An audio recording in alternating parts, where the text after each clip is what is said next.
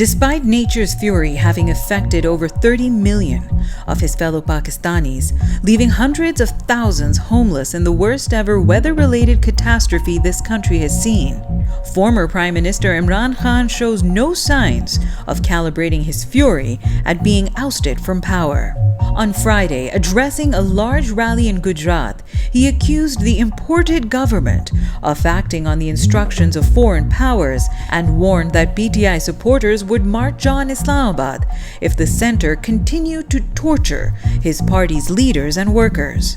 Last week at a public gathering in Jhelum, he declared that his fight for Hakiki Azadi, real independence, would continue during heat waves, floods, and even wars. All populist rhetoric is calculated to evoke a visceral response in its audience, and Mr. Khan has proved especially adept at it since his removal from power.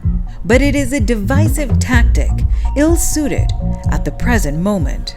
Even for a country that often seems to lurch from crisis to crisis, Pakistan is in the midst of a particularly harrowing ordeal. With the humanitarian crisis compounded by the harsh conditions the coalition government has had to agree to for the resumption of the IMF bailout. However, buoyed by the public support, the former Prime Minister is pounding away at his narrative as relentlessly as the floodwaters that are cutting the swath of destruction on their way to the sea.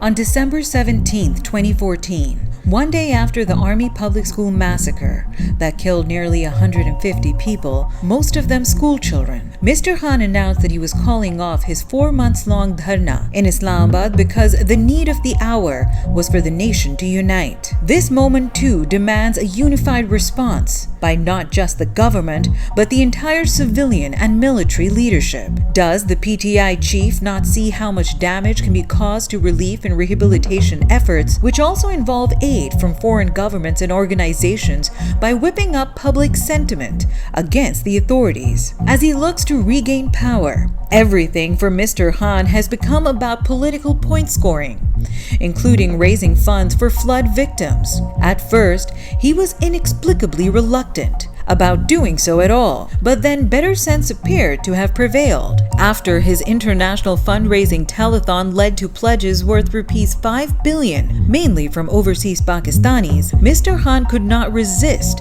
turning it into a jibe at Chief Election Commissioner about foreign funding, an unwarranted, not to mention illogical analogy. Even President Arif Alvi, before modifying his views in deference to his party's chairman's position, had suggested that political pause was in order at this time given the devastating flood situation. Calls for restraint and national solidarity have come from many others as well. But is Mr. Khan capable of hearing anything other than what he wants to in his echo chamber?